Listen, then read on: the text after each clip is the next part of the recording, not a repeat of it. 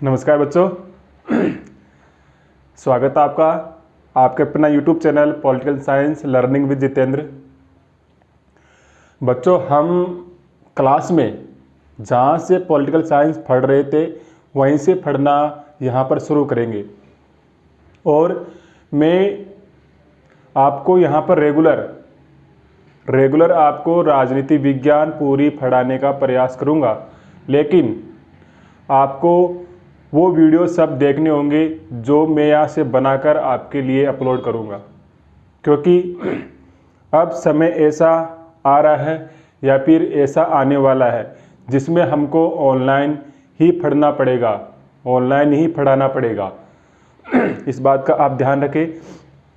दूसरी बात, हमको मानसिक रूप से इस बात के लिए तैयार होना पड़ेगा कि हमको ऑनलाइन ही पढ़ाई करनी है, और जो पढ़ाने वाले शिक्षक हैं उनको भी मानसिक रूप से तैयार होना ही पड़ेगा कि हमको ऑनलाइन पढ़ाना है, क्योंकि ये जो बीमारी वर्तमान में चल रही है ये ऐसी बीमारी है संक्रमण के जरिए एक दूसरे में बहुत तेज़ी से फैलती है। तो आने वाले समय में इसका कितना समाधान हो पाएगा, कितना समाधान नहीं हो पाएगा, ये तो समय ही बताएगा। ये तो भविष्य के गर्भ में छिपा है कि इस बीमारी का कितना समाधान हो सकेगा। जब तक स्कूलें चलना बहुत मुश्किल है, क्योंकि बच्चों में संक्रमण अगर फैल गया तो उसको रोक पाना मुश्किल हो जाएगा सरकार के लिए। ऐसी कंडीशन में अब हमको ऑनलाइन पढ़ाई की ओर ही अपने कदम बढ़ाने होंगे। जैसा मैंने आपको कक्षा में बताया था कि मैं आपको पॉलिटिकल साइंस राजनीति विज्ञान यूट्यूब पर पूरी पढ़ा दूंगा। किसी प्रकार का मेरी आपसे कोई फीस नहीं होगी, लेकिन आपको पूरे वीडियो देखने होंगे। कोई बात समझ में नहीं आती है तो उसके लिए आप कमेंट्स करना, नेक्स्ट वीडियो में उसका सॉल्यूशन मैं आपको बता दूंगा, ठीक है। जिस प्रकार से क्लास में पढ़ रहे थे उसी प्रकार से पढ़ाने का प्रयास करूंगा। जिस प्रकार से मैं पहले आपको समझा रहा था मौखिक रूप से, उसी प्रकार से समझाकर थोड़ा स्पीड से किताब को रीड करूंगा। जो किताब में लिखा हुआ है उसको आप किताब को सामने रखना और किताब को पढ़ते जाना और सुनते जाना, ठीक है। तो शुरू करता हूँ मैं ये आज की अपनी क्लास। हमने पिछली कक्षा में क्या पढ़ा था? मंत्रियों एवं महान्यायवादी के संसद में अधिकार, अनुच्छेद 88 में ये बात हमने पढ़ा था। मतलब मंत्रियों के संसद के संबंध में क्या अधिकार है, महान्यायवादी के संसद के संबंध में क्या अधिकार है। तो हमने यहाँ तक पढ़ लिया था कि मंत्री चाहे से किसी भी सदन का हो, चाहे से लोकसभा का हो, चाहे से राज्यसभा का हो, किसी भी सदन का सदस्य हो, वो किसी भी सदन की कार्यवाही में बैठ सकता है, बोल सकता है, कुछ भी कह सकता है। जो उसको अच्छा लगे, जिस विषय के संबंध में वो कुछ भी कह सकता है, ये उसको अधिकार है। अनुच्छेद 88 मंत्री को ये अधिकार देता है। लेकिन जब समय आएगा वोटिंग करने का, तब वो मंत्री वहाँ पर वोट नहीं कर सकेगा, या फिर उस सदन में वोट नहीं कर सकेगा जिस सदन का वो मेंबर नहीं है। उसको वोट करने का अधिकार वही होगा जिस सदन का वो मेंबर है। इस बात का आपको ध्यान में रखना है। दूसरा हमने देखा था महान्यायवादी। महान्यायवादी कौन होता है? ये महान्यायवादी भारत सरकार का सर्वोच्च विधि अधिकारी होता है। महान्यायवादी भारत सरकार का सर्वोच्च विधि अधिकारी होता है और भारत सरकार को कानूनी विषयों में सलाह देने का कार्य करता है। और क्या करता है महान्यायवादी? किसी भी विवाद को लेकर यदि सरकार के ऊपर कोई केस बनता है, कुछ भी होता है, तो उस विषय में महान्यायवादी भारत सरकार का पक्ष कोर्ट में रखता है, चाहे से सुप्रीम कोर्ट हो, चाहे से हाई कोर्ट हो। यानी कि भारत सरकार का एक कानूनी प्रतिनिधि होता है ये। जिस प्रकार से हमारा कोई केस हो जाए, आपस में किसी से लड़ाई झगड़ा हो जाए, तो ऐसी कंडीशन में कोई केस वो हो जाता है तो हमको कानून के विषय में जानकारी नहीं होती है।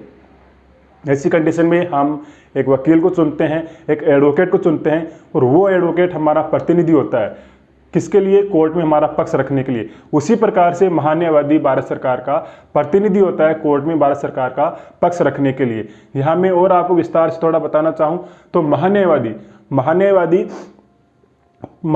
की नियुक्ति राष्ट्रपति करता है, और राष्ट्रपति के प्रसाद पर्यंत ये अपने पद पर बना रहता है। अर्थात हम यूँ समझ सकते हैं कि महान्यायवादी, अभी बीजेपी सरकार में अगर के वेणुगोपाल को महान्यायवादी चुना गया है, तो जब तक बीजेपी सरकार है तब तक के वेणुगोपाल महान्यायवादी बने रहेंगे। जैसे ही अन्य पार्टी सरकार बनती है तो अन्य पार्टी अपने व्यक्ति को महान्यायवादी बनाएगी। उस समय पर जो अभी वर्तमान में महान्यायवादी है वो हट जाएंगे, उनका कोई कार्यकाल निश्चित नहीं होता है। यह बात आपको ध्यान में रखना है। अब अपना नेक्स्ट पॉइंट है किताब का राज्यसभा का गठन। राज्यसभा का गठन कैसे होता है? अनुच्छेद 80 में राज्यसभा के गठन के बारे में बताया गया है। राज्यसभा में अधिकतम कितने मेंबर हो सकते हैं? राज्यसभा में अधिकतम कितने मेंबर हो सकते हैं ये हमने देखा था। अधिकतम यहाँ पर 250 मेंबर हो सकते हैं। राज्यसभा का गठन का मतलब है राज्यसभा बनती कैसे है। राज्यसभा का गठन का मतलब है राज्यसभा का गठन कैसे होता है, राज्यसभा बनती कैसे है, राज्यसभा की संरचना क्या है, स्ट्रक्चर क्या है, हमारा मकान कैसे बना है, क्या क्या हमने उसके अंदर शामिल किया है, क्या क्या जोड़ा है, किस प्रकार से हमारा मकान बना है, उसी प्रकार से किस प्रकार से राज्यसभा बनती है, इस बात का प्रावधान करता है अनुच्छेद 80। तो वर्तमान में राज्यसभा में अधिकतम 250 सदस्य हो सकते हैं और वर्तमान में कितने हैं? वर्तमान में यहाँ पर 245 सदस्य है। इन 250 का हम यदि वर्गीकरण करें, इन 250 का यदि हम वर्गीकरण करें तो मैंने आपको क्लास में बताया था एक बार कि 238 सदस्य कहाँ से होंगे? राज्यों से होंगे। 238 सदस्य राज्यों से होंगे और 12 सदस्य कहाँ से होंगे? 12 सदस्य संघ शासित प्रदेशों 12 सदस्य राष्ट्रपति मनोनीत करेगा। 12 सदस्य राष्ट्रपति मनोनीत करेगा। इस प्रकार से ये राज्यसभा की 250 सदस्यों का कोरम पूरा हो जाता है। लेकिन वर्तमान में है कितने? वर्तमान में राज्यसभा में 245 मेंबर है। आपको इसका ध्यान में रखना है। अब इन 245 का चुनाव कैसे होता है तो ये ध्यान में रखना है हमको। 229 सदस्य तो राज्यों से आते हैं। राज्यों से मतलब जिन राज्यों को हमने पूर्ण राज्य का दर्जा दे रखा है, जिन राज्यों को हमने पूर्ण राज्य का दर्जा दे रखा है वो इसके अंदर आएंगे। दूसरा 4 सदस्य कहाँ से आएंगे? संघ शासित प्रदेशों से। संघ शासित प्रदेशों से 4 सदस्य आएंगे। ठीक है, संघ शासित प्रदेशों से 4 सदस्य आएंगे। इनमें से भी 3 दिल्ली से होंगे और एक पुडुचेरी से होगा। ये आपको ध्यान में रखना है। ठीक है, ये राज्यसभा की संरचना है। इसमें आपको रटना कुछ भी नहीं है। जिस प्रकार से हम डायग्राम को समझते जा रहे हैं उसी प्रकार से आपको ध्यान में रखना है और उसी प्रकार से एग्जाम के अंदर हमको लिखना है। यहां पर क्या है? 229 और 3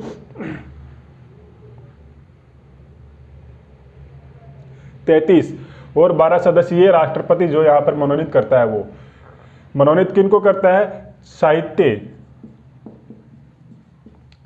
विज्ञान, कला, समाज सेवा। राज्यसभा के स्ट्रक्चर की बात करें, राज्यसभा के गठन की बात करें तो राज्यसभा में अनुच्छेद 80 के अनुसार अधिकतम 250 सदस्य हो सकते हैं, 250 सदस्य हो सकते हैं। ठीक है, लेकिन वर्तमान में है कितने? 245 सदस्य वर्तमान में राज्यसभा में चुने जाते हैं।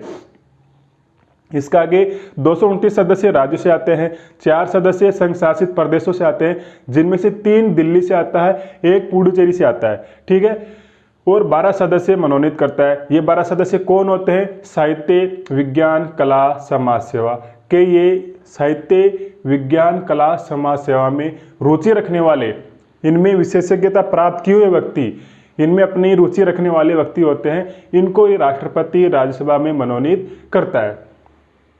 अब ये 12 सदस्य, ये जो 12 सदस्य हैं, ये 12 सदस्य केवल इस सेक्टर से भी लिए जा सकते हैं या फिर केवल इस सेक्टर से भी लिए जा सकते हैं या फिर इससे भी या फिर चारों से भी, 3 इससे भी ले सकते हैं, 3 इससे भी, कैसे भी ले सकते हैं। ऐसा कोई प्रावधान नहीं है कि 3 यहाँ से होंगे या फिर कुछ फिक्स नहीं है कहीं पर भी। अगर उनको 12 मेंबर लेना है, मनोनीत करना है तो साहित्य से भी ले सकते हैं पूरे 12 मेंबर, विज्ञान से भी ले सकते हैं, कला से भी ले सकते हैं, समाज सेवा से भी ले सकते हैं, या फिर वो मिक्स में भी ले सकते हैं। ये बात आपको ध्यान में रखना है। ठीक है, इस प्रकार से ये राज्यसभा का गठन होता है। और आगे किताब की अगर लैंग्वेज में आपको पढ़कर सुनाना चाहूँ तो किताब में क्या लिखा हुआ है सुना ध्यान से। मैं स्पीड से पढ़ूंगा क्योंकि अगर धीरे धीरे पढ़ूंगा तो फिर वीडियो बड़ा हो जाएगा, ठीक नहीं रहेगा। ठीक है, तो राज्यसभा को संसद का उच्च सदन, स्थायी सदन अथवा राज्यों के सदन के नाम से भी जाना जाता है।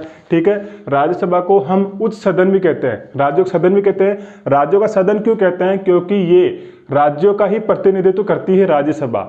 राज्यसभा राज्यों का प्रतिनिधित्व करती है, इसलिए इसे राज्यों का सदन कहा जाता है। दूसरा, इसको उच्च सदन भी कहते हैं और अन्य नाम इसका एक बुजुर्गों का सदन भी मिलता है। बुजुर्गों का सदन क्यों कहते हैं? क्योंकि इसमें बड़े लोग होते हैं, अनुभवी लोग होते हैं, समझदार लोग ज़्यादा होते हैं बजाय लोकसभा के, इसलिए इसको बुजुर्गों का सदन भी कहा जाता है। आगे क्या लिखा है? राज्यसभा का गठन संविधान के अनुच्छेद 80 के तहत होता है, जिसके अनुसार इसकी कुल सदस्य संख्या 250 हो सकती है। इनमें से 12 सदस्य राष्ट्रपति द्वारा निर्देशित अर्थात मनोनीत किए जाते हैं, जो साहित्य, विज्ञान, कला, समाज सेवा में विशेष ज्ञान अथवा व्यवहारिक अनुभव प्राप्त व्यक्ति होते हैं। राज्यसभा में राष्ट्रपति द्वारा निर्देशित व्यक्तियों का प्रावधान आयरलैंड के संविधान से प्रेरित है। ठीक है, राज्यसभा में जो हमने ये 12 सदस्य मनोनीत किया है, राज्यसभा में हमने जो ये 12 सदस्य मनोनीत किया है, इसका प्रावधान हमने कहाँ से लिया है? इसका प्रावधान हमने हमारे संविधान में कहाँ से शामिल किया है? तो आयरलैंड से शामिल किया है, ये ध्यान में रखना। राज्यसभा के जो 12 सदस्य हमने मनोनीत किया है, ये मनोनीत करने संबंधी प्रस्ताव हमने किस देश के संविधान से लिया है? तो वो देश होगा आयरलैंड। इस बात को आपको ध्यान में रखना है। 1 नंबर का 2 नंबर का क्वेश्चन यहाँ से इस प्रकार का आ सकता है। आगे क्या लिखा है? शेष 238 सदस्य राज्यों एवं संघ शासित क्षेत्रों से निर्वाचित होते हैं। यद्यपि वर्तमान में राज्यसभा की कुल सदस्य संख्या 245 है, जिनमें से 229 सदस्य विभिन्न राज्यों से आते हैं, 4 सदस्य संघ राज्य क्षेत्रों से निर्वाचित होते हैं, जबकि 12 सदस्य राष्ट्रपति द्वारा मनोनीत किए जाते हैं। राज्यसभा में राज्यों एवं संघ राज्य क्षेत्रों को स्थानों का आवंटन संविधान की 4वीं अनुसूची में की गई है। यानी कि राज्यसभा में किस राज्य से कितने मेंबर होंगे, किस राज्य से कितने मेंबर राज्यसभा में होंगे, इसका वर्गीकरण कहाँ किया गया है? 4वीं अनुसूची में। यह आपको ध्यान में रखना है। 4वीं अनुसूची में, 4वीं अनुसूची में इस बात का प्रावधान किया गया है कि किस राज्य से राज्यसभा में कितने मेंबर होंगे। जैसे अगर राजस्थान की बात करें तो राजस्थान से राज्यसभा में 10 मेंबर चुने जाते हैं। ठीक है, और सबसे ज़्यादा मेंबर आते हैं तो यूपी से आते हैं। कितने आते हैं? 80। ठीक है, राज्यसभा में राजस्थान से 10 सदस्य आते हैं, 10 सदस्य जाते हैं और यूपी से 80 सदस्य आते हैं। ठीक है, इस बात में रखना है। आगे क्या लिखा है?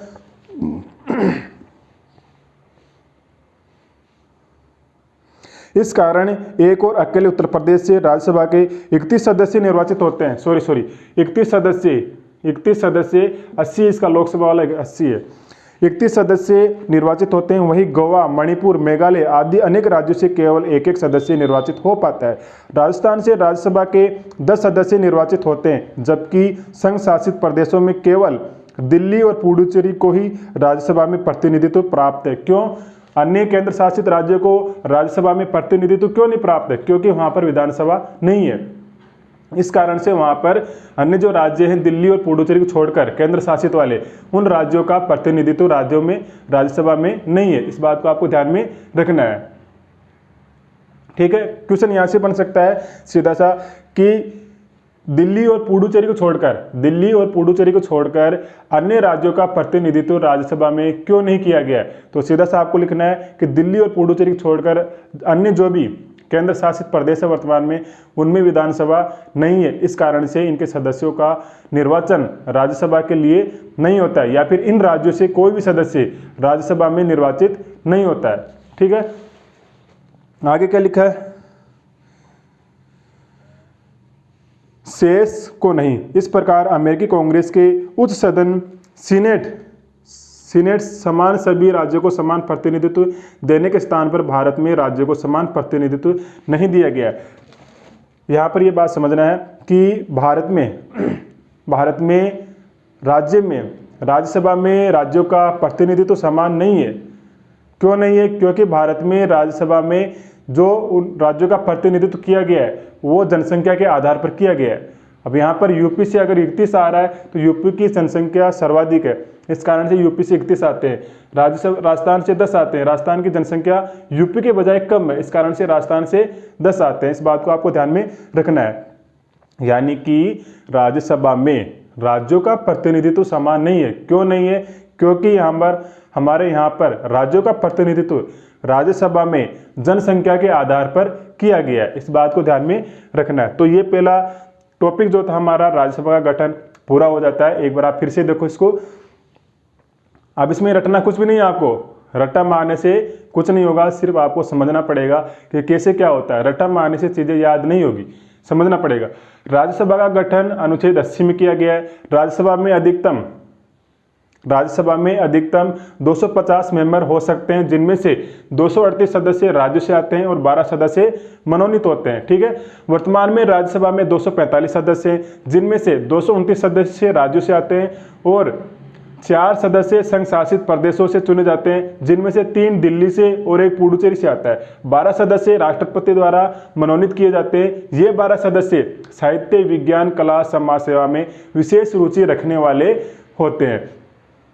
राज्यसभा में राज्यों का प्रतिनिधित्व कैसे होगा, कितना होगा, इसका उल्लेख संविधान की अनुसूची चौथी अनुसूची है उसमें किया गया है। और जो हमने राज्यसभा में 12 सदस्यों को मनोनीत करने का प्रावधान लिया है वो आयरलैंड के संविधान से लिया है। ठीक है। राजस्थान से राज्यसभा में 10 मेंबर चुने जाते हैं और यूपी से 31 मेंबर चुने जाते हैं सर्वाधिक। इससे ज़्यादा यूपी से ज़्यादा किसी भी राज्य से राज्यसभा में मेंबर नहीं आते हैं। ठीक है। और भारत में राज्यसभा में सभी राज्यों का प्रतिनिधित्व समान नहीं है, क्योंकि हमारे यहाँ पर राज्यसभा में राज्यों का प्रतिनिधित्व जनसंख्या के आधार पर तय किया गया है। जनसंख्या के आधार पर तय किया गया है। जबकि अमेरिका का जो सीनेट है, अमेरिका के उच्च सदन को, जैसे हमारे यहाँ पर उच्च सदन को राज्यसभा कहते हैं, वैसे ही अमेरिका में उच्च सदन को सीनेट कहा जाता है। उस सीनेट में सभी राज्यों का प्रतिनिधित्व समान है, चाहे से जनसंख्या कितनी हो, लेकिन वहाँ पर सभी राज्यों का समान प्रतिनिधित्व किया गया है। हमारे यहाँ पर ऐसा नहीं है। ठीक है। तो ये पहला पॉइंट था हमारा राज्यसभा के गठन को लेकर। इसको आपको रटना कुछ भी नहीं है। इस प्रकार से आप बस इस डायग्राम को ध्यान में रखना, किस प्रकार से इसका गठन हो रहा है। राज्यसभा का पूरा पैराग्राफ आप आराम से लिख सकते हो कि राज्यसभा का गठन किस प्रकार होता है समझाइए, या फिर राज्यसभा की संरचना को समझाइए। ये क्वेश्चन आपसे एग्जाम में पूछा जा सकता है। तो आपको इस प्रकार से इसको ध्यान में रखना है। आगे का पॉइंट है राज्यसभा के सदस्यों का निर्वाचन कैसे होता है। राज्यसभा के सदस्यों का निर्वाचन, राज्यसभा के सदस्यों का निर्वाचन कैसे होता है। राज्यसभा के सदस्यों का निर्वाचन कैसे होता है, हमने पढ़ा था क्लास में, क्या पढ़ा था। राज्यसभा का जो सदस्य होते हैं राज्यसभा के, उनका चुनाव एकल संक्रमणीय आनुपातिक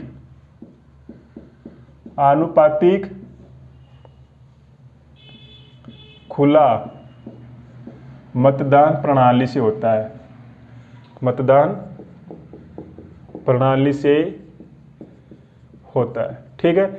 अब यहां पर मैंने आपको समझा दिया था कि एकल संक्रमणीय क्या होता है, एकल संक्रमणीय का मीनिंग क्या होता है। तो यहां पर देखना, एकल संक्रमणीय का मतलब जो भी निर्वाचक होगा उसको वोट वरीयता क्रम में देना है।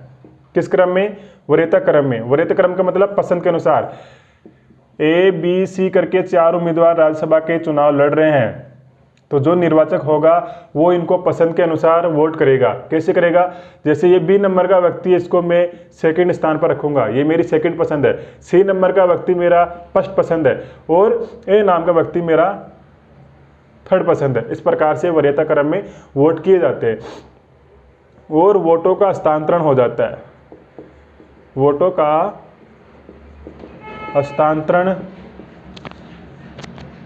हो जाता है, इस बात का ध्यान में रखना है। तो एकल संक्रमणीय का मीनिंग क्या होता है?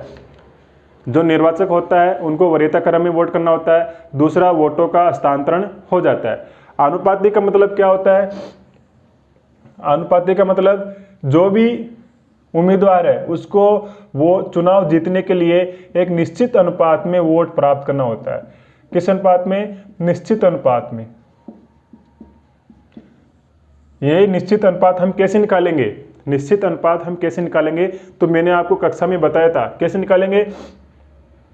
जैसे यहाँ पर विधानसभा में, राजस्थान में विधानसभा के 200 मेंबर चुने जाते हैं, ठीक है, और राज्यसभा से 10 सीटें हमारी है, यानी कि राज्यसभा में राजस्थान से 10 मेंबर चुने जाते हैं। वर्तमान में 7 मेंबर चुने गए हैं, 3 सीट राजस्थान से राज्यसभा में खाली है।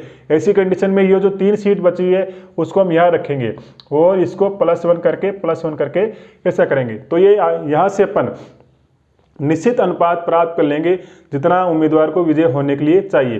तो इसे काट देंगे हम, कितना आ जाएगा 4/50, यानी कि जो भी उम्मीदवार चुनाव लड़ रहा है राज्यसभा का, उस उम्मीदवार को चुनाव जीतने के लिए इन 200 में से 51 लोगों का वोट तो उसको प्राप्त करना ही होगा, तभी वो वोट चुनाव जीत पाएगा, अन्यथा नहीं। अगर कम आता है तो भी नहीं जीत पाएगा, लेकिन 200 में से अगर 51 से कम आता है तो किसी भी कंडीशन में नहीं होगा, फिर वो वोटों का हस्तांतरण होता है। राष्ट्रपति वाले टॉपिक में हम इसको पढ़ लेंगे। यहाँ पर आपको इतना ध्यान रखना है कि राज्यसभा का यदि उम्मीदवार को चुनाव जीतना है राजस्थान से, तो उसको 51 वोट 200 से प्राप्त करना होगा। ये 200 मेंबर है, उनमें से 51 व्यक्तियों का समर्थन उसे प्राप्त करना होगा। ये बात आप समझ लो, ठीक है। इसके बाद में क्या होता है, जो राज्यसभा के मेंबर है इनका चुनाव कौन करता है, राज्य विधानसभाओं के सदस्य, राज्य विधानसभाओं के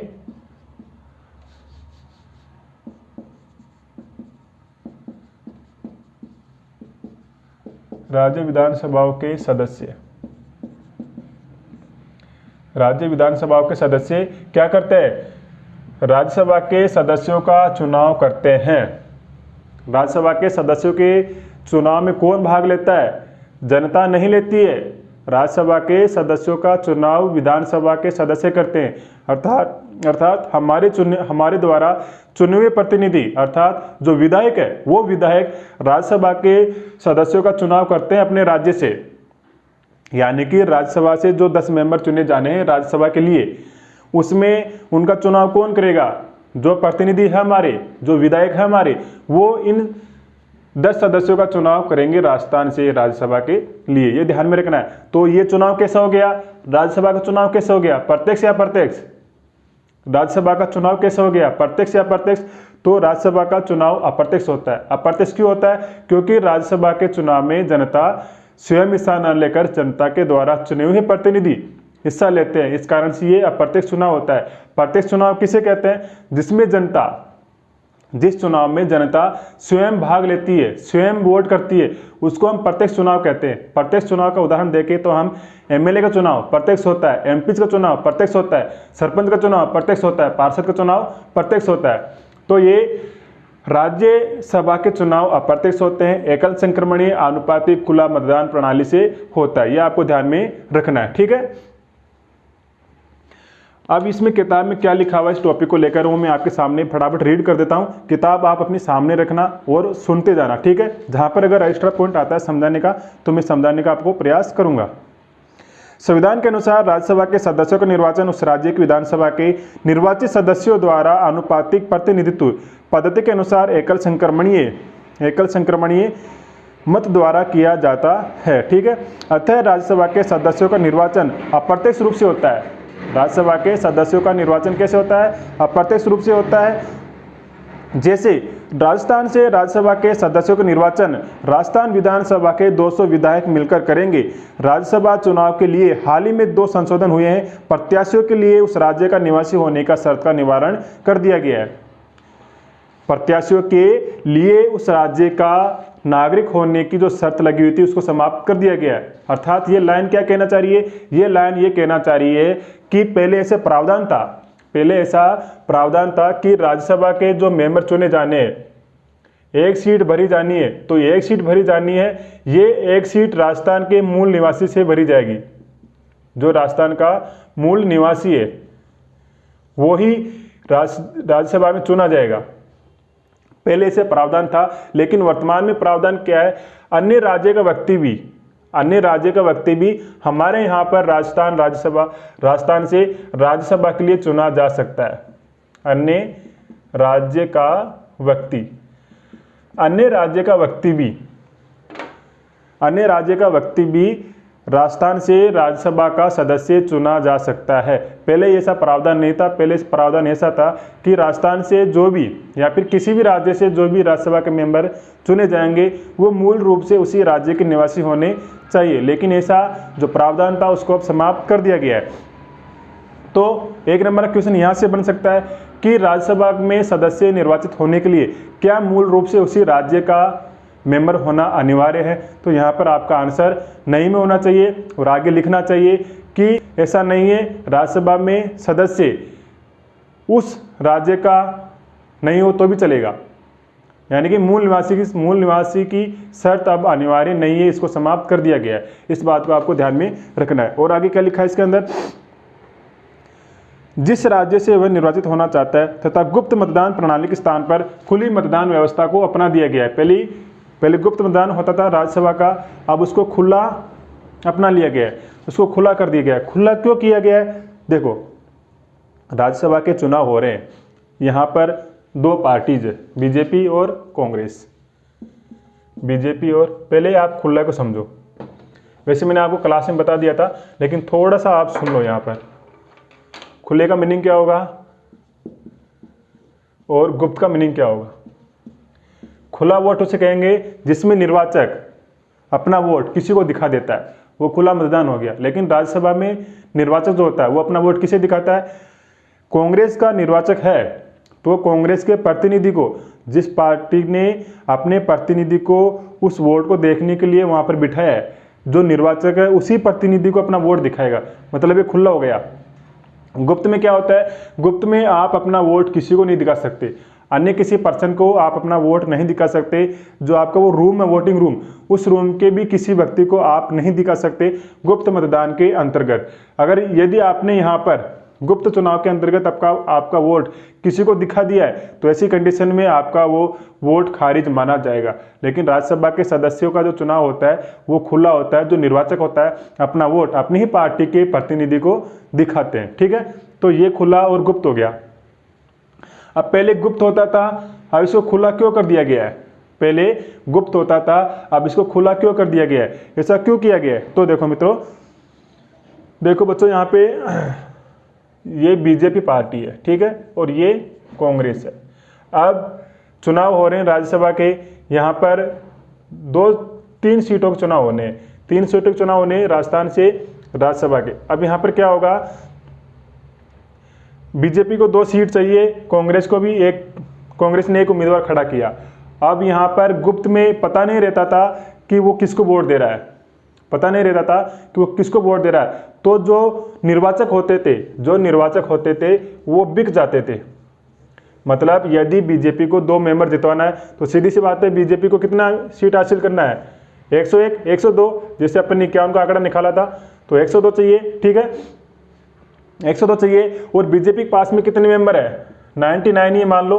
तो ऐसी कंडीशन में गुप्त मतदान के अंतर्गत ये बीजेपी कांग्रेस के मेंबर को खरीदने का प्रयास करेगी। यानी कि यहाँ पर एक करप्शन होने का संभावना रहती थी उस समय पर। इस कारण से अब इसको खुला कर दिया गया है। अब कोई भी निर्वाचक बिक नहीं सकता, कोई किसी को खरीद नहीं सकता। ठीक है, खरीद क्यों नहीं सकता, बिक क्यों नहीं सकता? क्योंकि उसको दिखाना होगा कि मैंने अपनी ही पार्टी को वोट किया है। और पहले गुप्त में वो दिखाता नहीं था, तो कांग्रेस का निर्वाचक बीजेपी के मेंबर को चुनाव कर रहा था, बीजेपी के जो उम्मीदवार है उसको वोट कर रहा था, और बीजेपी का था वो कांग्रेस को कर रहा था। यानी कि आपस में ये क्या हो रहा था? भ्रष्टाचार हो रहा था, करप्शन हो रहा था। तो इसको समाप्त करने के लिए गुप्त की जगह पर खुला मतदान प्रणाली अपनाई गई है राज्यसभा के सदस्यों के चुनाव के लिए। ठीक है मित्रों, तो यहाँ पर आपको ये ध्यान में रखना है। अब यहाँ पर एक अपन थोड़ी सी बात और कर लेते हैं कि राज्यसभा की अवधि कितनी है। राज्यसभा की अवधि कितनी है? अवधि का मतलब क्या होता है? अवधि का मतलब क्या होता है?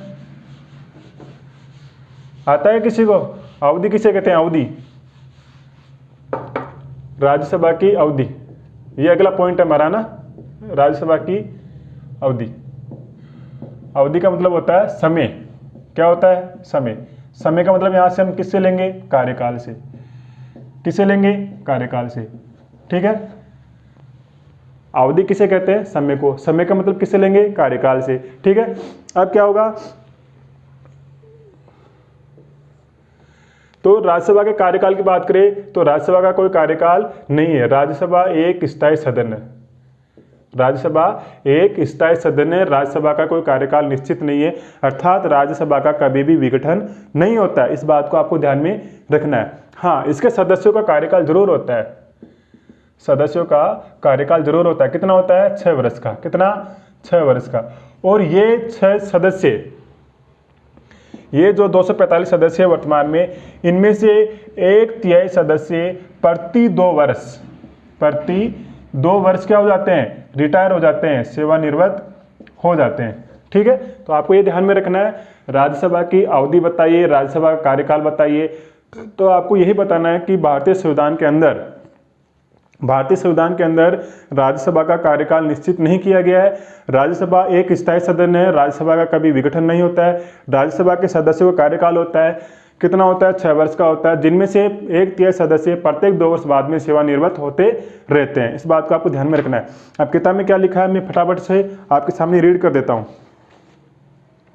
राज्यसभा एक स्थायी सदन है जो कभी भंग नहीं होता है। संविधान में राज्यसभा के सदस्यों को पदावधि निर्धारित नहीं की थी, इसे संसद पर छोड़ दिया गया था। इसके आधार पर संसद ने जन प्रतिनिधित्व अधिनियम 1951 द्वारा राज्यसभा का सदस्यों का कार्यकाल 6 वर्ष तय किया। व्यवस्था ऐसी स्थापित है कि प्रत्येक 2 वर्ष पश्चात राज्यसभा के 1/3 सदस्यों का कार्यकाल पूर्ण हो जाता है, जिनके स्थान पर पुनः 6 वर्ष के लिए सदस्यों का निर्वाचन होता है। पुनः निर्वाचित होने के लिए कोई निश्चित अवधि निर्धारित नहीं है। पुनः निर्वाचित होने के लिए कोई निश्चित अवधि निर्धारित नहीं है। मतलब ये जो 1/3 सदस्य यहाँ से रिटायर हुए हैं, ये जो 1/3 सदस्य यहाँ से रिटायर हुए हैं, ये पुनः निर्वाचित भी हो सकते हैं। पुनः निर्वाचित भी हो सकते हैं। जैसे 1/3 रिटायर हो गए, 1/3 के रिटायर होने के बाद में जो सीटें खाली हुई है उनका चुनाव होगा, तो उस चुनाव में ये 1/3 सदस्य भी वापस से भाग ले सकते हैं, वापस से उम्मीदवार बन सकते हैं। इस बात को आपको ध्यान में रखना है। ठीक है, तो इस बात को आपको ध्यान में रखना है। राज्यसभा के सदस्यों का चुनाव 6 वर्ष के लिए होता है। 1/3 सदस्य प्रत्येक 2 वर्ष में रिटायर होते हैं। ठीक है, संविधान में ये कार्यकाल निश्चित नहीं किया गया, कहीं पर भी संविधान में ये कार्यकाल निश्चित नहीं किया गया है। इसकी जिम्मेदारी हमारे संविधान निर्माताओं ने किस पर छोड़ी? संसद पर छोड़ी। और फिर इस संबंध में संसद ने एक नियम बनाया। क्या नियम बनाया? जन प्रतिनिधित्व अधिनियम। जन प्रतिनिधित्व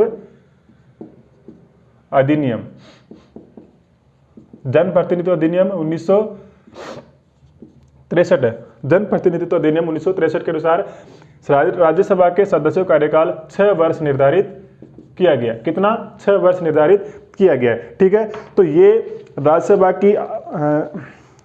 की अवधि के बारे में हो गया। अगला पॉइंट एक और कर लेते हैं राज्यसभा से संबंधित, फिर हमारी राज्यसभा पूरी हो जाएगी। ठीक है, अच्छे समझने का प्रयास करना। वैसे मैं पूरा समझाने का प्रयास कर रहा हूँ, फिर भी यदि आपको समझ में नहीं आता है तो आप कमेंट्स में कर लेना। नेक्स्ट वीडियो में आपका जो भी क्वेश्चन होगा उस क्वेश्चन का मैं सॉल्यूशन कर दूंगा। ठीक है, तो आपका अगला पॉइंट क्या है इसमें? राज्यसभा के पदाधिकारी। राज्यसभा के पदाधिकारी, ये अनुच्छेद 89 में दिया गया है। राज्यसभा के पदाधिकारी कौन होंगे? ये अनुच्छेद 89 में दिया गया है। पदाधिकारी का मतलब राज्यसभा का संचालन करने वाले व्यक्ति कौन होंगे? तो कौन होता है? तो आपको ध्यान है कि राज्यसभा के सभापति कौन होता है?